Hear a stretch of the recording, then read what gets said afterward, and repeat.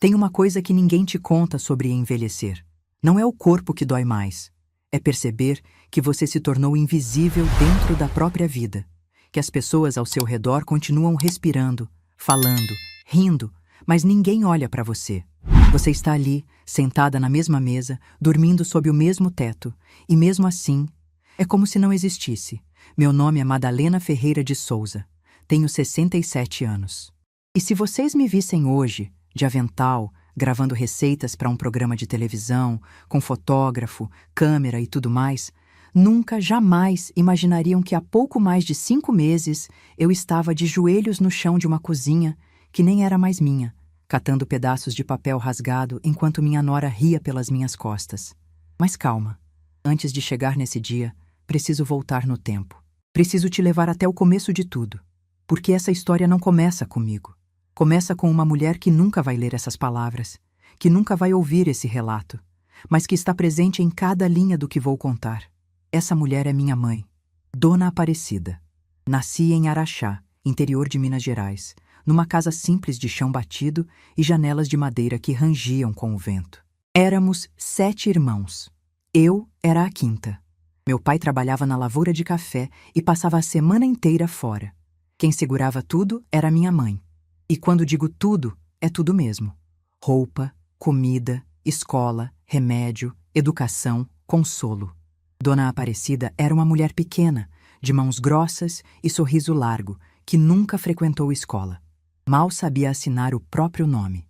Escrevia devagar, com a ponta da língua para fora, como se cada letra fosse um esforço enorme. E era. Mas na cozinha, minha mãe era uma artista. O fogão a lenha era o palco dela. O frango com quiabo que ela fazia era motivo de visita na vizinhança. Gente vinha de longe só para provar. O pão de queijo dela tinha fila na porta nos domingos de manhã. E o doce de leite com cravo, esse era especial. Minha mãe dizia que a receita veio da minha bisavó, que trouxe de Portugal quando desembarcou no Brasil no começo do século passado. 4 gerações de mulheres, todas passando o mesmo sabor de mão em mão. E sabe onde tudo isso estava guardado? Num caderno. Um caderno de capa dura marrom, do tamanho de um livro pequeno, com as páginas amareladas, manchadas de gordura, de açúcar, de tempo.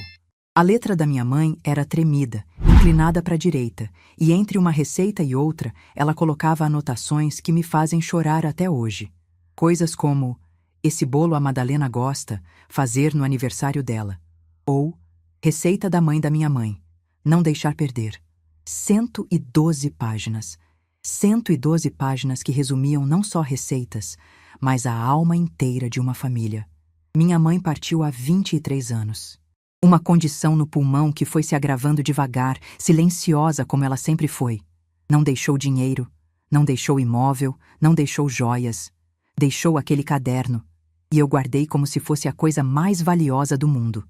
Porque para mim, era. Casei com Osvaldo aos 22 anos. Ele era motorista de ônibus intermunicipal, um homem calado, de poucas palavras, mas de gestos enormes. Me amava do jeito dele, sem flores, sem poesia, mas com uma lealdade que nunca vacilou. Tivemos um filho, Marcos, e quando Marcos tinha 15 anos, Osvaldo teve uma condição no coração, fulminante, sem aviso. Num dia estava dirigindo o ônibus dele, no outro já não estava mais. Fiquei sozinha com um adolescente assustado e uma viuvez que pesava como chumbo, mas eu tinha as mãos da minha mãe. Voltei a cozinhar para fora. Dava aulas de culinária na associação do bairro, vendia marmita para o comércio da região, fazia bolo de aniversário por encomenda e toda noite, antes de dormir, abria o caderno da minha mãe e escolhia a receita do dia seguinte. Era meu ritual, minha oração, meu jeito de manter ela perto. Marcos cresceu comendo a comida da avó que nunca conheceu. E eu sentia, de um jeito que não sei explicar, que minha mãe estava ali, no cheiro do coentro, no barulho da panela de pressão, no vapor subindo do arroz recém-feito. Ela estava ali. Marcos se formou em tecnologia, conseguiu um emprego bom numa empresa em Campinas e eu fiquei genuinamente orgulhosa. Chorei na formatura como se fosse minha. Em certo sentido, era. Cada diploma daquele tinha o suor das minhas marmitas, o cansaço das minhas aulas, o cheiro da cozinha que sustentou nosso lar. Foi em Campinas que ele conheceu Fernanda. Ela trabalhava com marketing digital, era bonita, bem vestida, falava com aquela segurança de quem sabe tudo sobre tudo. No começo, tentei gostar dela. Juro que tentei. Mas tinha algo no jeito que ela olhava para mim que me incomodava. Não era grosseria, era pior, era indiferença. Aquele olhar de quem vê uma cadeira velha no canto da sala. Nota que está ali, mas não dá importância. Quando Marcos me convidou para morar com eles, eu hesitei. Tinha tomado uma queda feia no banheiro, machuquei o quadril e ele ficou preocupado comigo morando sozinha. Fernanda concordou na frente dele com um sorriso educado, mas eu vi. Vi nos olhos dela que aquele convite não era dela, era dele, e que ela estava apenas tolerando. Me mudei levando poucas coisas, roupas, alguns livros, objetos pessoais e o caderno da minha mãe, embrulhado num pano de prato bordado que também era dela. Guardei na gaveta do meu quarto, junto com as poucas lembranças que ainda me restavam. No início, as coisas até funcionaram. Eu cozinhava, limpava, organizava a casa enquanto eles trabalhavam. Quando meus netos nasceram, Pedro, hoje com 7 anos, e Alice, com 4, eu cuidei deles com o mesmo amor que cuidei do Marcos. Trocava fralda, dava banho, cantava para dormir. Era a avó presente, disponível, dedicada, e me sentia útil, me sentia viva. Mas aos poucos as coisas foram mudando. Primeiro foram os comentários sobre minha comida. Fernanda dizia que eu usava muito óleo, que minhas receitas eram pesadas demais, que ninguém come assim mais. Começou a trazer comida pronta do supermercado, sachês de tempero industrializado, coisas que minha mãe olharia com desconfiança. Quando eu insistia em cozinhar, ela abria todas as janelas da casa e reclamava que ficava com cheiro de gordura. Depois vieram os comentários sobre mim. Que eu andava devagar demais, que atrapalhava na hora do jantar, que as crianças estavam apegadas demais em mim. Uma vez ouvi ela falando com uma amiga no telefone, achando que eu não escutava, dizendo que era difícil ter uma pessoa idosa em casa que dava mais trabalho que as crianças. Cada frase era um alfinete. Pequeno, quase invisível, mas que ia furando devagar, dia após dia, até eu não sentir mais onde terminava a dor e onde começava o costume. Marcos, coitado, ficava no meio. Eu percebia que ele se sentia desconfortável, mas não sabia como mediar. Na dúvida, ficava do lado da esposa. É natural, eu dizia para mim mesma. É a ordem das coisas. Ele tem a família dele agora. Eu sou só a mãe. Comecei a me encolher. Literalmente. Passei a comer no quarto quando eles tinham visita. Evitava a sala quando Fernanda assistia televisão. Acordava antes de todo mundo para tomar café sozinha e não atrapalhar a rotina deles. Meu mundo foi ficando cada vez menor, até caber inteiro dentro de um quarto com porta fechada. E o caderno da minha mãe se tornou o meu único refúgio. Nas noites em que o silêncio da casa pesava demais, eu abria a gaveta, desembrulhava o pano bordado e ficava passando as páginas devagar, sentindo a textura do papel com os dedos. Às vezes levava o caderno até o nariz e respirava fundo, jurando que ainda sentia o cheiro de comida, de lenha, de infância. Lia as anotações da minha mãe e sentia que ela estava ali, me dizendo baixinho: "Aguenta firme, minha filha." Eu aguentei. Aguentei muito mais do que deveria, porque achava que aguentar era amar, que silenciar era respeitar, que se diminuir era o preço que se paga para não ficar sozinha. Tantas mulheres da minha geração aprenderam isso, que o nosso lugar é o lugar que sobra, que a nossa voz é a voz que cala, que o nosso valor é medido pela nossa capacidade de servir sem reclamar. Mas tem um limite. Existe um momento em que o corpo diz basta antes mesmo da mente entender. E o meu momento chegou numa terça-feira de março, às 2h15 da tarde, quando eu estava no quarto descansando e ouvi barulho na gaveta do meu criado mudo. Levantei devagar, com o coração já apertado antes mesmo de entender por quê. Fui até a cozinha e encontrei Fernanda sentada na mesa, com o caderno aberto na mão. Ela estava procurando espaço para guardar material escolar do Pedro e tinha aberto minha gaveta sem pedir. Quando me viu na porta, nem se deu ao trabalho de parecer constrangida. Olhou para mim com aquela expressão que eu já conhecia tão bem, metade tédio, metade impaciência, e continuou folheando as páginas como se fosse um catálogo de propaganda. Pedi com educação. Disse, por favor. Disse que aquilo era da minha mãe, que era importante para mim, que tinha valor sentimental. Cada palavra minha saiu baixa, quase um sussurro, porque eu já tinha aprendido que naquela casa minha voz só era ouvida quando eu concordava. Fernanda parou de folhear. Olhou para mim. Olhou para o caderno. E então disse, com uma calma que só quem tem certeza da própria crueldade consegue ter: "Isso aqui é lixo, dona Madalena. Lixo velho, sujo e inútil." Fez uma pausa e completou: "Igual a senhora." Antes que eu pudesse reagir, ela começou a arrancar as páginas, uma por uma. Primeiro devagar, como se estivesse testando minha reação. Depois mais rápido, com as duas mãos, rasgando ao meio, partindo a capa, jogando os pedaços no chão da cozinha como quem joga cascas de cebola no lixo. Eu fiquei paralisada. Meus olhos viram, mas meu corpo não se moveu. Era como se eu estivesse assistindo de fora, como se aquilo estivesse acontecendo com outra pessoa. Mas não era outra pessoa, era eu. E eram as mãos da minha mãe sendo destruídas diante dos meus olhos. Quando ela terminou, deu as costas e saiu da cozinha. Ouvi seus passos no corredor, a porta do quarto dela fechando, o barulho da televisão sendo ligada. Como se nada tivesse acontecido. Como se rasgar 100 anos de história de uma família fosse a mesma coisa que descartar um jornal velho.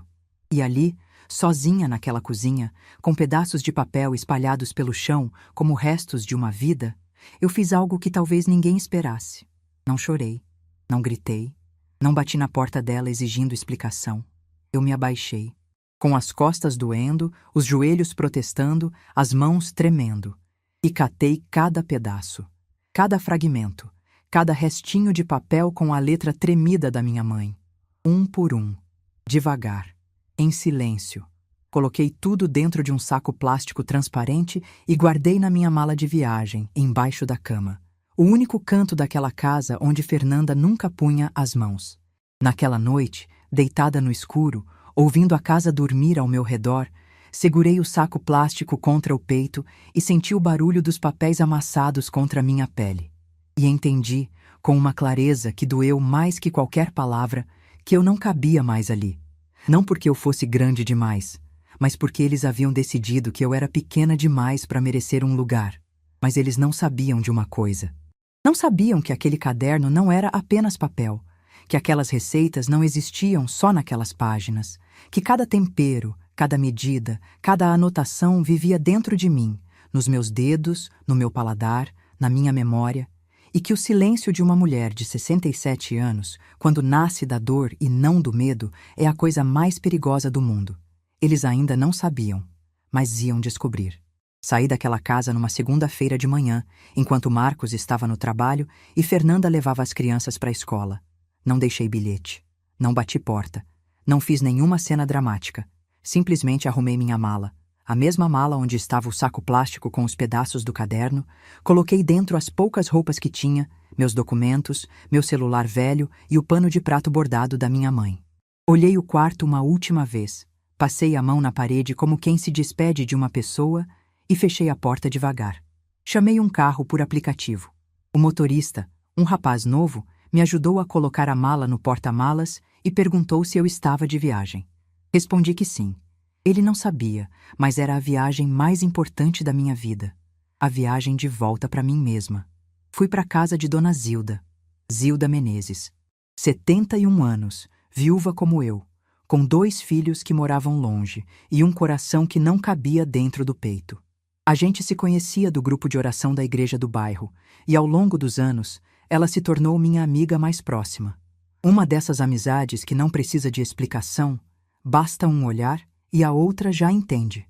Quando cheguei na porta dela com a mala na mão e os olhos secos de quem já chorou tudo o que tinha para chorar, Dona Zilda não perguntou nada.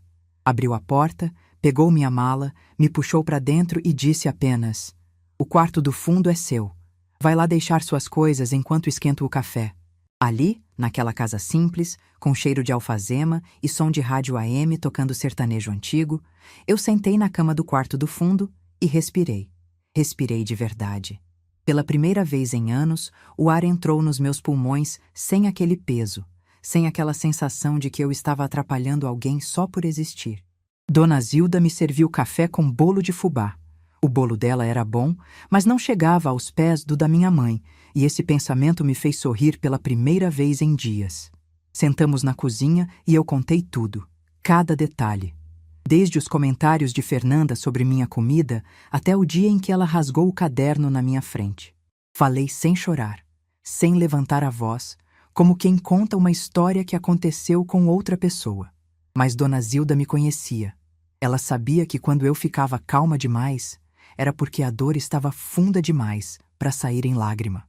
Quando terminei, ela ficou em silêncio por um tempo. Depois esticou o braço sobre a mesa, segurou minha mão e disse: Madalena, você fez a coisa certa. Mulher nenhuma nasceu para ser lixo de ninguém. Eu apertei a mão dela e senti, naquele aperto, mais amor do que havia sentido nos últimos 5 anos inteiros morando com meu próprio filho. Marcos me ligou naquela mesma noite. Quando chegou em casa e viu o quarto vazio, ficou desesperado. Me ligou 6 vezes antes de eu atender.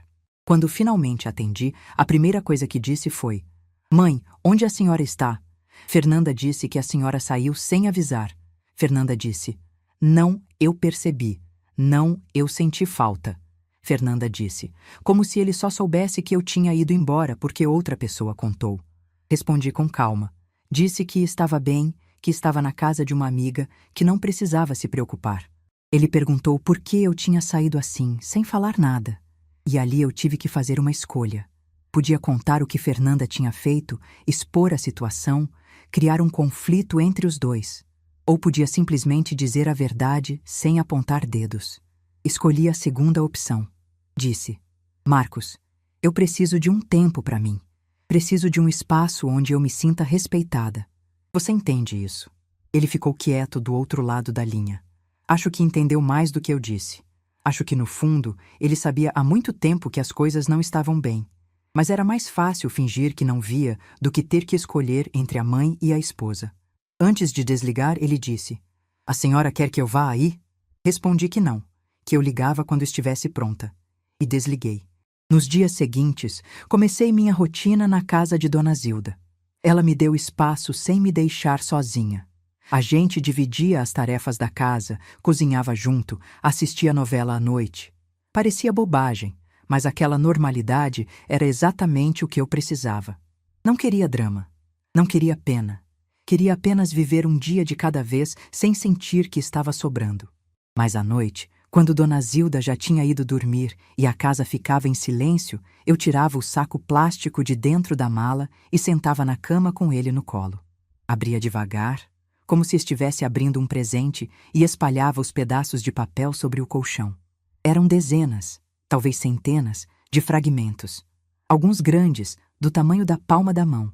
Outros tão pequenos que mal dava para ler uma palavra. Tinha pedaço com a letra da minha mãe, pedaço com mancha de gordura, pedaço com a borda amarelada do tempo.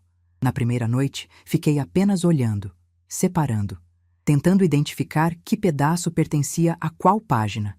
Era como montar um quebra-cabeça sem ter a imagem da caixa. Só que esse quebra-cabeça era a memória da minha família inteira. Na segunda noite, comprei fita adesiva transparente na farmácia da esquina e comecei a juntar os primeiros pedaços. Minhas mãos tremiam. Não de fraqueza, mas de emoção. Cada vez que 2 fragmentos se encaixavam e eu conseguia ler uma frase completa da minha mãe, meu coração acelerava. Era como se ela estivesse voltando, pedaço por pedaço, palavra por palavra. A receita do frango com quiabo foi a primeira que consegui restaurar inteira. Faltava um cantinho no canto inferior direito, onde minha mãe tinha escrito algo que não dava mais para ler. Mas eu sabia de cor o que estava ali. Não esquecer o coentro no final. O Osvaldo gosta. Ela tinha escrito o nome do meu marido. Do homem que se sentava à mesa e comia aquele frango como se fosse a melhor coisa do mundo. Quando li aquilo, ou melhor, quando lembrei daquilo, a lágrima veio. Silenciosa, escorrendo pelo canto do olho, caindo em cima da fita adesiva que eu estava cortando. A cada noite, eu restaurava um pouco mais. 3 páginas na primeira semana, 5 na segunda. O processo era lento porque eu tinha medo de estragar ainda mais os pedaços. Meus dedos, grossos e envelhecidos, precisavam de paciência para manusear aqueles fragmentos delicados. Às vezes passava 1 hora inteira tentando alinhar 2 pedacinhos de papel que não queriam se encaixar. Dona Zilda descobriu o que eu fazia quando acordou de madrugada para ir ao banheiro e viu a luz acesa no meu quarto. Abriu a porta devagar e me encontrou sentada na cama, rodeada de pedaços de papel, com a fita adesiva nos dentes e os óculos na ponta do nariz. Ela ficou parada na porta por um tempo, me observando. Depois entrou, sentou na cama do meu lado e, sem dizer uma palavra, começou a me ajudar a separar os pedaços por tamanho. A partir daquela noite, restaurar o caderno virou nosso projeto conjunto. Dona Zilda não entendia de receitas. Ela mesma admitia que era um desastre na cozinha, mas entendia de paciência e de amizade. Ela segurava os pedaços enquanto eu colava, lia em voz alta as anotações da minha mãe para eu confirmar se estavam certas. E nas noites em que eu ficava emocionada demais para continuar, ela guardava tudo com cuidado e dizia: "Amanhã a gente continua. Sua mãe não vai a lugar nenhum." Foram semanas.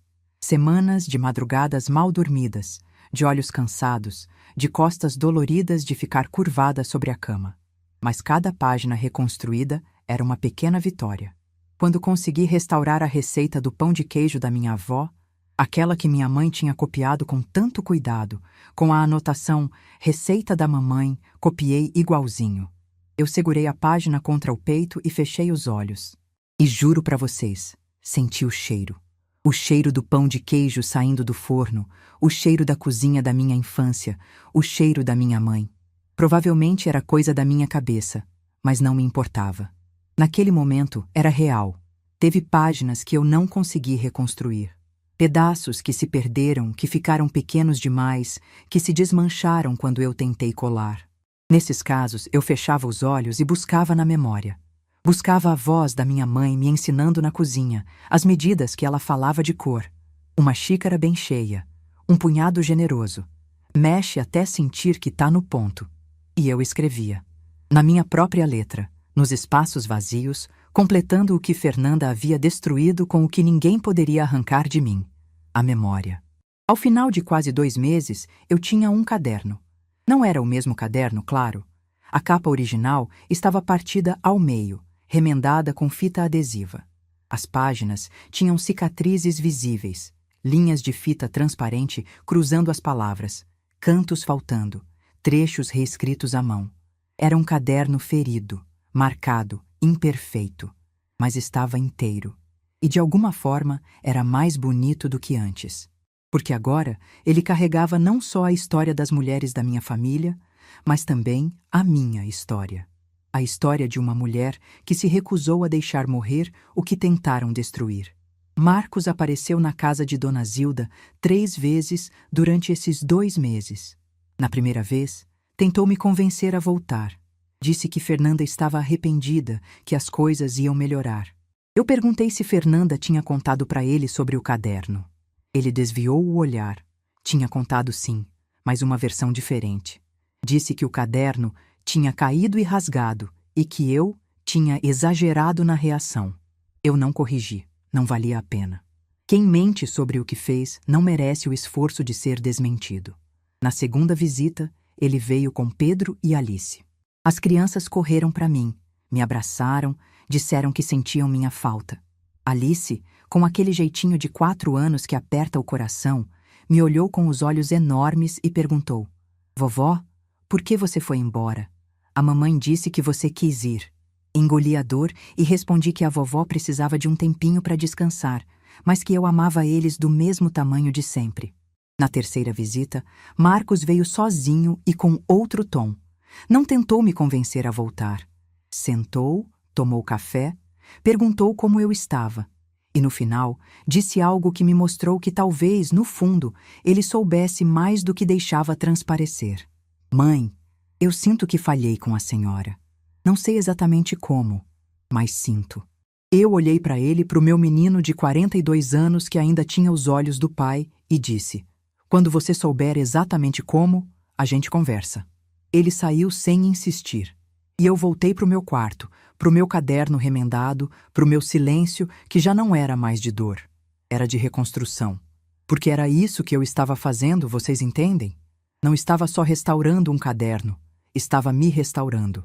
Cada pedaço de papel que eu colava era um pedaço de mim que eu colocava de volta no lugar.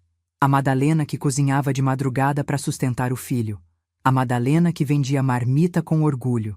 A Madalena que tinha valor, que tinha história, que tinha algo para oferecer ao mundo.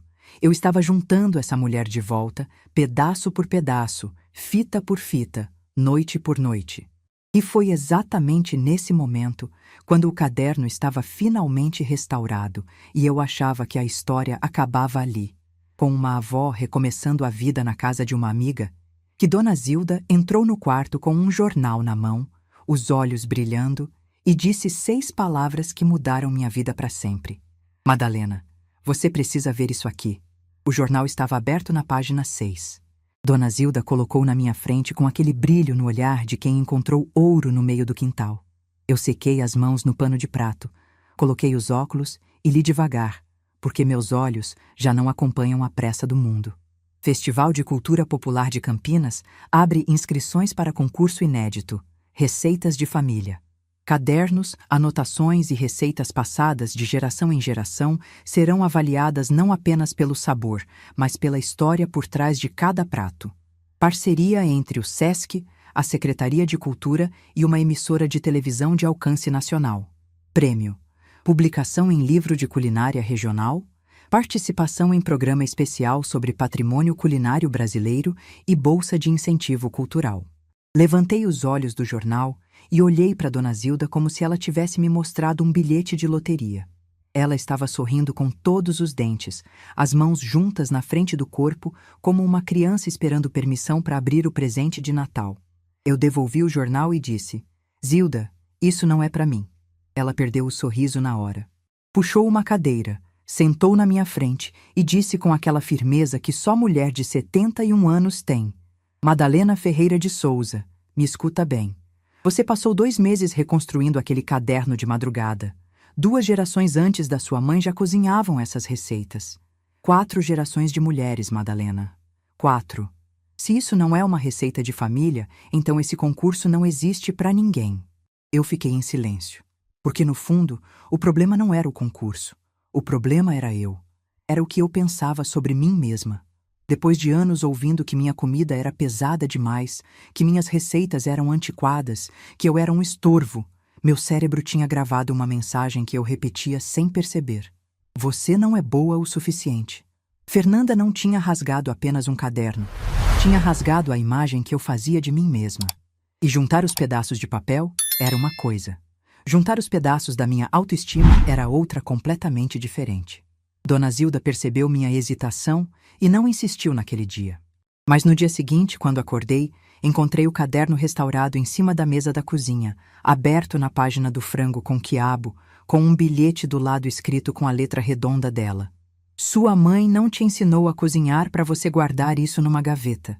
Te ensinou para você alimentar o mundo." Li aquele bilhete 3 vezes. Na terceira chorei. Não de tristeza. De algo que eu tinha esquecido que existia.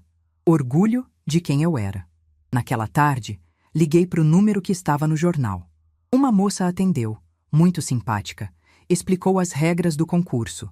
Precisava enviar até 3 receitas originais de família, acompanhadas de uma carta contando a história por trás delas e, se possível, o material original, cadernos, anotações, qualquer registro físico. Perguntei se o material precisava estar em boas condições. Ela disse que não, que o estado do material fazia parte da história. Quando desliguei, fiquei olhando para o caderno. Aquela capa marrom partida ao meio, remendada com fita adesiva. Aquelas páginas com cicatrizes transparentes cruzando as palavras da minha mãe. E pensei, se tem algo que esse caderno sabe fazer, é contar uma história. Mesmo rasgado, mesmo ferido.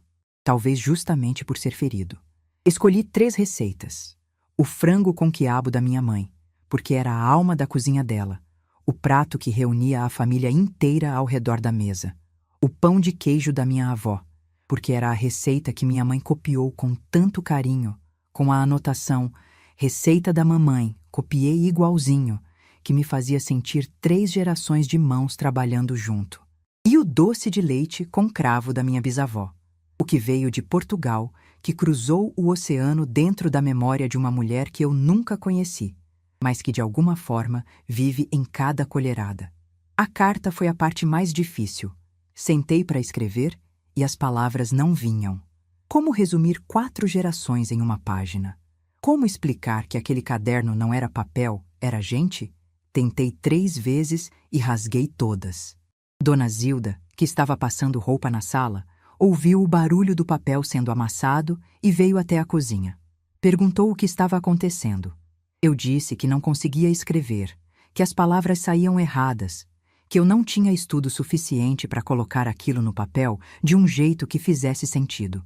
Dona Zilda desligou o ferro de passar, sentou na cadeira ao meu lado e disse: "Para de tentar escrever bonito. Escreve do jeito que você me contou, como se estivesse conversando com alguém, porque foi assim que sua mãe te ensinou essas receitas, conversando, não escrevendo tese. E foi o que eu fiz. Parei de tentar impressionar e comecei a conversar com o papel. Contei sobre minha mãe, sobre a cozinha de Araxá, sobre o fogão a lenha que era o palco dela. Contei sobre as 4 gerações de mulheres que passaram o mesmo sabor de mão em mão. Contei sobre o caderno, as 112 páginas, a letra tremida, as manchas de gordura que eram marcas de amor. Não mencionei Fernanda. Não mencionei a humilhação. Não mencionei o dia em que ele foi rasgado. Contei apenas a beleza, porque aquele concurso merecia conhecer a luz, não a sombra. Coloquei tudo dentro de um envelope pardo. As 3 receitas copiadas à mão com minha melhor letra, a carta e fotografias do caderno original que Dona Zilda tirou com o celular dela.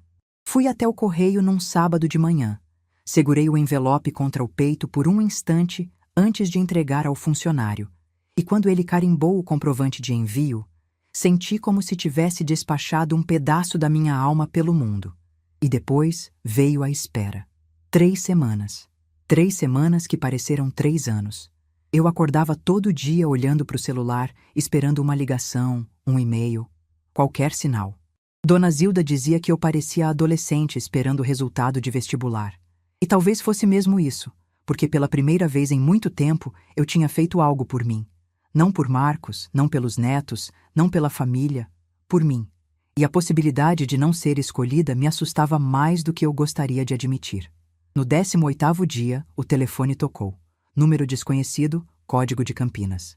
Atendi com a mão tremendo. Uma voz feminina do outro lado, profissional mais calorosa, disse que estava ligando em nome da organização do Festival de Cultura Popular. Perguntou se estava falando com a senhora Madalena Ferreira de Souza, responsável pela inscrição número 247. Eu confirmei, segurando o telefone com as 2 mãos para não deixar cair.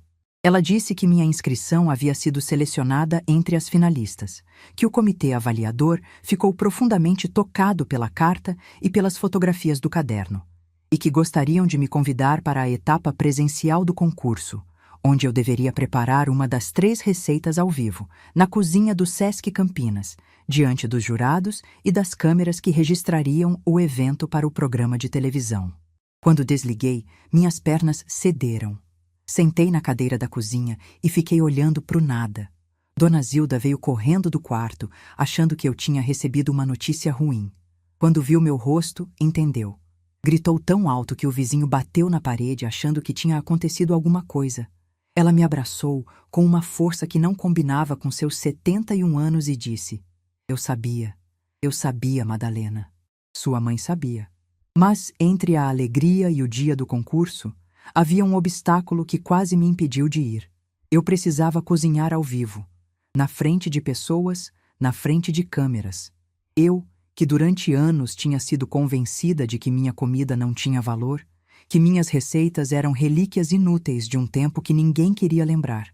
A ideia de estar ali, exposta, sendo avaliada, me paralisava. Na noite anterior ao prazo de confirmação, não consegui dormir.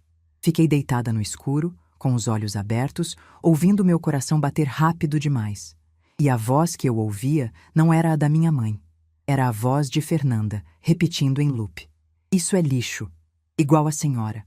Era impressionante como uma frase dita uma única vez podia ecoar durante meses inteiros, como se tivesse sido gravada na parede do meu crânio. 2 dias antes do evento, sentei na cama e disse para Dona Zilda que ia desistir. Disse que não estava preparada, que ia fazer vergonha, que aquilo era grande demais para uma mulher simples como eu. Dona Zilda me ouviu em silêncio. Depois foi até o quarto, voltou com o caderno restaurado e colocou no meu colo. Olhei para aquelas páginas remendadas. Cada fita adesiva era uma cicatriz. Cada pedaço recolado era uma madrugada sem dormir. Cada anotação completada de memória era uma prova de que eu não tinha esquecido nada, de que tudo continuava vivo dentro de mim. E Dona Zilda disse, com aquela voz firme que não admitia discussão: "Madalena, esse caderno foi rasgado e mesmo assim você reconstruiu ele inteiro. Se ele aguentou, você também aguenta." No dia do evento, Dona Zilda me acompanhou. Pegamos o ônibus das 6 da manhã porque eu quis chegar cedo, antes de todo mundo, para me acostumar com o lugar. O Sesc Campinas tinha montado uma cozinha enorme no salão principal, com bancadas de inox, fogões industriais e tudo organizado como num programa de culinária. Havia outras finalistas, 12 ao todo, cada uma com sua história, seu caderno, suas receitas. Escolhi fazer o frango com quiabo. Era o prato que minha mãe fazia melhor. O que eu sabia de cor com os olhos fechados. O que eu poderia preparar mesmo com as mãos tremendo de nervoso. E tremeram. Quando acendi o fogo e coloquei a panela, minhas mãos tremiam tanto que quase derramei o óleo. Mas então aconteceu algo que não sei explicar. No momento em que o alho tocou o óleo quente e aquele cheiro subiu, aquele cheiro que era o cheiro da cozinha da minha mãe, da minha infância, da minha vida inteira, meu corpo inteiro se acalmou. As mãos pararam de tremer. A respiração se acertou. O barulho das câmeras, das pessoas, dos outros competidores, tudo sumiu. Era só eu e a panela, eu e a receita, eu e minha mãe.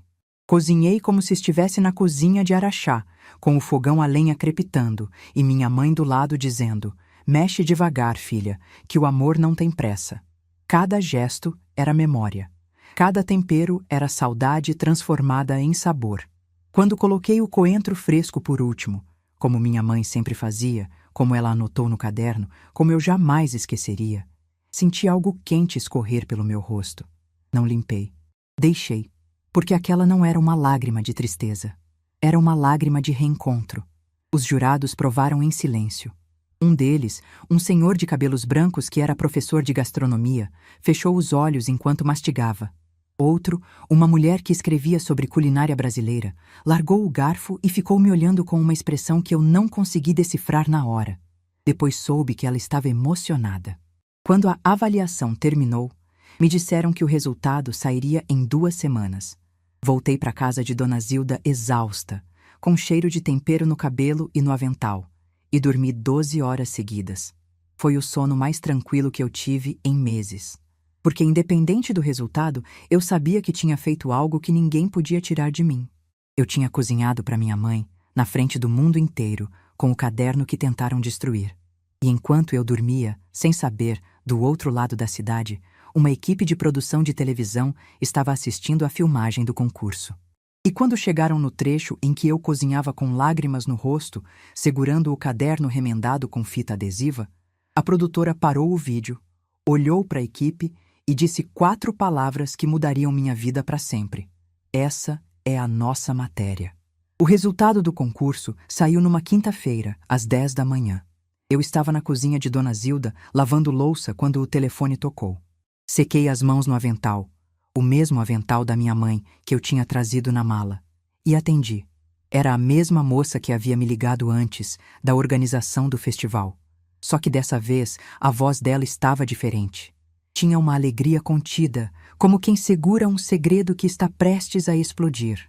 Ela disse: "Dona Madalena, é com enorme satisfação que informo que a senhora foi a grande vencedora do primeiro concurso Receitas de Família do Festival de Cultura Popular de Campinas." Eu não respondi. Fiquei parada com o telefone na orelha e a boca aberta, sem som saindo, igual peixe fora d'água. A moça deve ter achado que a ligação tinha caído porque chamou meu nome 2 vezes. Eu finalmente consegui dizer: repete isso, por favor. Repete porque eu preciso ter certeza de que ouvi direito. Ela repetiu e acrescentou: o comitê avaliador escolheu minha inscrição por unanimidade. Disseram que as receitas eram extraordinárias, que a carta era a coisa mais bonita que tinham recebido no concurso inteiro e que o caderno restaurado era um testemunho vivo do patrimônio culinário brasileiro. As 3 receitas seriam publicadas num livro especial organizado pelo SESC. Eu receberia uma bolsa de incentivo cultural. E mais, a equipe de produção da emissora de televisão parceira do evento queria gravar uma matéria especial sobre mim e sobre o caderno, para ser exibida no programa da manhã com alcance nacional. Quando desliguei, sentei no chão da cozinha. Literalmente. Minhas pernas simplesmente se recusaram a me sustentar.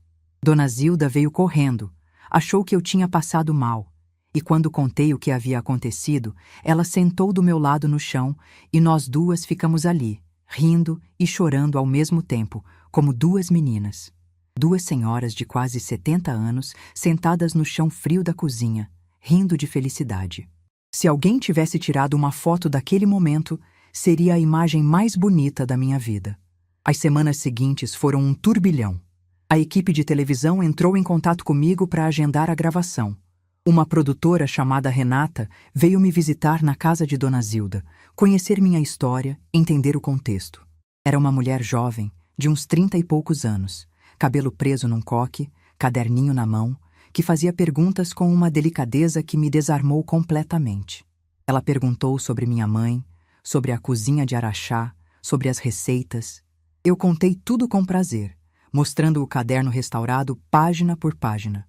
Renata fotografava cada detalhe, cada fita adesiva, cada anotação. E então ela perguntou algo que me pegou desprevenida. Dona Madalena, como o caderno ficou nesse estado? O que aconteceu com ele? Eu hesitei. Até aquele momento, não tinha contado para ninguém de fora, além de Dona Zilda, a verdade sobre como o caderno foi rasgado. Na carta do concurso, falei apenas da beleza das receitas, não da dor. Mas Renata me olhava com aqueles olhos sinceros, esperando, sem pressionar. E algo dentro de mim decidiu que era a hora. Contei. Não com raiva, não com rancor. Contei como quem descreve uma chuva que já passou. Disse que morava com meu filho e minha nora, que a convivência era difícil, e que num dia em que eu estava sozinha com ela, minha nora encontrou o caderno na gaveta do meu quarto e rasgou na minha frente. Contei sobre a frase: "Isso é lixo, igual a senhora", e sobre o silêncio que veio depois. Contei sobre a noite em que catei os pedaços do chão, e sobre os 2 meses de madrugadas reconstruindo página por página. Renata parou de anotar. Ficou me olhando com os olhos cheios d'água. Depois, respirou fundo e disse: "Dona Madalena, a senhora me autoriza a contar essa parte da história na matéria? Sem nomes, sem identificar ninguém. Apenas a sua história, o que fizeram com o caderno e como a senhora reconstruiu." Eu pensei por um momento. Não queria expor Fernanda. Não queria criar escândalo. Mas também não queria mais esconder a verdade. Porque esconder a verdade era o que eu fazia há anos. E foi exatamente isso que me trouxe até aquele chão de cozinha catando pedaços de papel. Olhei para Dona Zilda, que estava sentada no sofá ouvindo tudo. Ela fez um leve aceno com a cabeça. E eu disse: "Pode contar, sem nomes, mas pode contar." A gravação aconteceu numa terça-feira. A equipe montou as câmeras na cozinha do SESC, no mesmo local onde eu tinha preparado o frango com quiabo durante o concurso. Me pediram para cozinhar novamente enquanto contava minha história. E foi exatamente o que eu fiz. Cozinhei e falei. Falei sobre minha mãe, sobre Araxá, sobre o fogão a lenha. Falei sobre o caderno, sobre as 4 gerações de mulheres, sobre o cheiro de gordura e açúcar nas páginas amareladas. Mostrei as anotações da minha mãe para a câmera. Esse bolo a Madalena gosta, fazer no aniversário dela. E vi o câmera desviar os olhos da lente para limpar uma lágrima com a manga da camisa. Falei sobre a noite em que alguém rasgou o caderno na minha frente, chamando de lixo tudo aquilo que eu carregava no peito. E falei sobre a reconstrução, As madrugadas com fita adesiva e paciência, completando de memória o que as mãos de outra pessoa tentaram apagar. Quando terminei de cozinhar e de falar, a cozinha inteira estava em silêncio. A equipe de 7 pessoas não se mexia. Renata, atrás da câmera, estava com o caderninho apertado contra o peito e os olhos vermelhos. O silêncio durou uns 10 segundos, que pareceram uma eternidade, até que alguém da equipe começou a bater palma, depois outro, depois todos. Uma salva de palmas numa cozinha vazia, só para mim, uma mulher de 67 anos de avental e colher de pau na mão. Eu não sabia, mas aquela gravação ia virar muito mais do que uma simples matéria de programa de manhã. A matéria foi ao ar 3 semanas depois, numa sexta-feira de manhã. Eu e Dona Zilda assistimos juntas na sala dela, de mãos dadas no sofá como 2 irmãs, com café e bolo de fubá na mesa de centro, porque era assim que a gente celebrava tudo naquela casa. A matéria durou quase 12 minutos, o que é uma eternidade em televisão.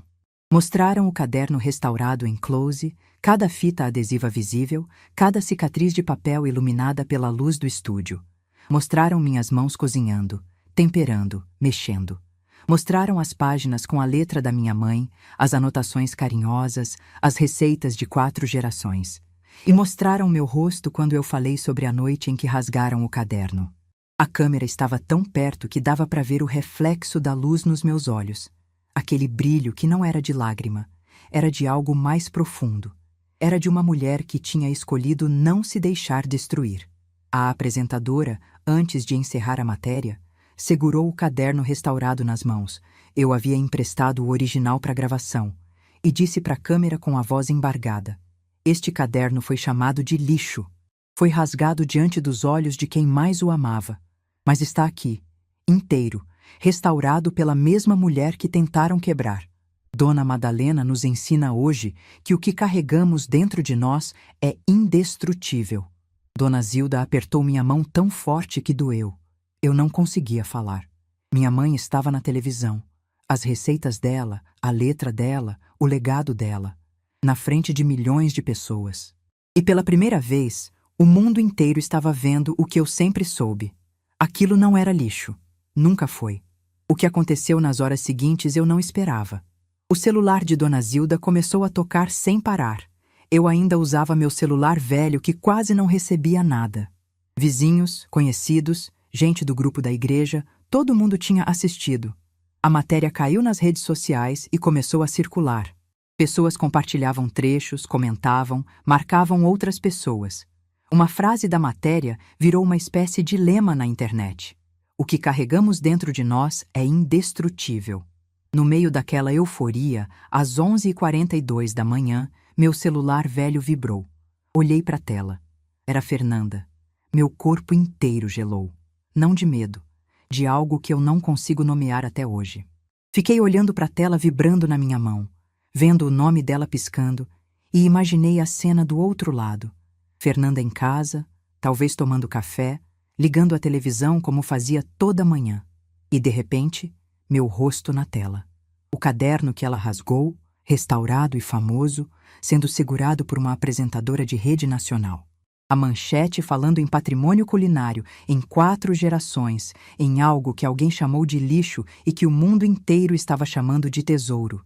Imaginei o sangue dela gelando, imaginei ela reconhecendo as páginas, a capa marrom partida, a fita adesiva. Imaginei ela entendendo, talvez pela primeira vez, o peso do que havia feito. O telefone vibrou 6 vezes, 6 chamadas em menos de 15 minutos. Eu não atendi nenhuma. Não atendi porque não tinha nada para dizer. Não por raiva. Eu já não sentia raiva de Fernanda. Sentia algo pior, algo mais definitivo. Indiferença. A opinião dela sobre mim tinha deixado de ter importância no momento em que eu colei o primeiro pedaço de papel com fita adesiva naquele quarto, de madrugada, com as costas doendo e os olhos embaçados. Eu já tinha me reconstruído sem a permissão dela. Não precisava da aprovação dela agora. Depois das ligações de Fernanda, veio uma mensagem de texto, longa, cheia de palavras bonitas que eu nunca tinha ouvido dela em anos de convivência. Dizia que estava arrependida, que não sabia o valor do que tinha feito, que por favor me perdoasse. Li uma vez. Guardei o celular na gaveta. E fui ajudar Dona Zilda a lavar a louça do café. Marcos ligou 1 hora depois. Esse eu atendi. Porque por trás de todos os erros dele, ele continuava sendo meu filho. E eu sentia que dessa vez a ligação era diferente. A voz dele estava trêmula. Disse que tinha assistido a matéria com Fernanda, que ficou em silêncio durante os 12 minutos inteiros. E que quando acabou, olhou para a esposa e fez a pergunta que deveria ter feito 5 meses antes. O que você fez com o caderno da minha mãe? Fernanda contou a verdade. Dessa vez, não teve versão editada, não teve caiu e rasgou, não teve ela exagerou. A matéria de televisão, vista por milhões de pessoas, tinha tornado impossível continuar mentindo. Marcos ouviu tudo. E segundo ele me contou naquela ligação, quando Fernanda terminou de falar, ele se levantou do sofá, foi até o quarto, fechou a porta e chorou. Chorou pelo caderno. Chorou por mim. Chorou pelo tempo perdido, pelas vezes que fingiu não ver, pelas noites em que eu jantava sozinha no quarto, enquanto ele assistia televisão na sala, sem perceber que sua mãe estava desaparecendo devagar. Eu escutei meu filho chorando do outro lado da linha e não disse que estava tudo bem, porque não estava. Não disse que perdoava, porque perdão não se dá por telefone, nem se entrega de bandeja para quem ainda está aprendendo a pedir. Disse apenas: Marcos, eu te amo, mas eu não vou facilitar dessa vez. Dessa vez vocês vão precisar entender sozinhos o que perderam. Desliguei. Olhei para Dona Zilda. Ela estava na porta da cozinha, com o pano de prato na mão, me observando com aquele olhar de quem entende tudo sem precisar ouvir uma palavra. E eu disse, mais para mim mesma do que para ela: minha mãe está sorrindo agora. Dona Zilda sorriu de volta. E nós duas voltamos para a cozinha, porque tinha almoço para fazer. E porque a vida, mesmo quando muda completamente da noite para o dia, continua pedindo que a gente cozinhe, coma e siga em frente. Às vezes penso naquela semana. Os 6 dias que passei dormindo sob o mesmo teto de Fernanda, depois que ela rasgou o caderno. 6 noites deitada no escuro, ouvindo a casa respirar ao meu redor, planejando em silêncio cada passo da minha saída. Cada noite daquela semana foi um ensaio para a coragem que eu precisava juntar. E se hoje alguém me perguntar qual foi o momento mais difícil de toda essa história, não foi ver o caderno rasgado. Foi fingir que estava tudo normal durante 6 dias, tomando café na mesma mesa que a pessoa que tentou destruir a coisa mais preciosa que eu tinha. Mas foi naquele silêncio que eu encontrei a força para tudo que veio depois. E veio muita coisa. 3 meses depois que a matéria foi ao ar, recebi uma ligação da editora que estava organizando o livro do concurso. A moça do outro lado da linha disse que o livro estava pronto e que gostariam de fazer um pequeno evento de lançamento no Sesc Campinas, com as finalistas do concurso e a imprensa local. Perguntou se eu poderia comparecer e se gostaria de dizer algumas palavras. Eu, que passei a vida inteira falando baixo para não incomodar, disse que sim. O livro se chamava Herança de Sabor, Receitas que Contam a História do Brasil. Era um livro bonito, capa dura, com fotografias coloridas de cada receita e a história por trás de cada família. Quando Dona Zilda e eu fomos buscar os exemplares na editora, uma semana antes do lançamento, segurei aquele livro nas mãos e precisei sentar. Na página 47 estava o frango com quiabo, na 49, o pão de queijo, na 51, o doce de leite com cravo. E no topo de cada página, em letras bonitas, estava escrito: Receitas da família Ferreira, transmitidas por Dona Aparecida, registradas por Madalena. O nome da minha mãe, impresso, num livro de verdade, nas prateleiras das livrarias de Campinas. Dona Zilda me olhou e disse: Sua mãe virou autora, Madalena. Eu ri no meio das lágrimas porque era exatamente isso. Minha mãe, que mal sabia assinar o nome, agora tinha as receitas dela publicadas num livro. E não era qualquer livro. Era um livro que chamava aquelas receitas de patrimônio. Patrimônio. A mesma coisa que alguém chamou de lixo. O dia do lançamento foi numa manhã de sábado. O salão do Sesc estava arrumado com mesas, flores e uma bancada com os livros empilhados. Havia outras finalistas ali, cada uma com sua história, cada uma com seu caderno, e todas nós nos olhávamos com aquele reconhecimento silencioso de quem sabe o que é carregar uma herança nas mãos. Quando chegou minha vez de falar, levantei devagar, ajeitei o avental que tinha decidido usar de propósito, o avental da minha mãe, lavado e passado para a ocasião, e segurei o caderno restaurado contra o peito. A sala ficou em silêncio. Eu não tinha preparado discurso. Não sabia fazer essas coisas. Mas olhei para frente e vi Dona Zilda na segunda fileira, com os olhos já brilhando antes de eu abrir a boca. E falei do jeito que ela me ensinou, como se estivesse conversando com alguém. Contei sobre minha mãe, sobre a cozinha de Araxá, sobre o caderno de 112 páginas. Contei que aquele caderno foi destruído por alguém que achou que não tinha valor, e que eu passei 2 meses reconstruindo ele de madrugada, com fita adesiva e memória. A voz falhou 2 vezes. Continuei mesmo assim. No final, levantei o caderno remendado e disse: "Este caderno foi chamado de lixo, mas hoje ele está num livro, e eu descobri que o verdadeiro lixo não é um caderno velho com receitas. O verdadeiro lixo é o desrespeito, é tratar alguém como se não tivesse valor.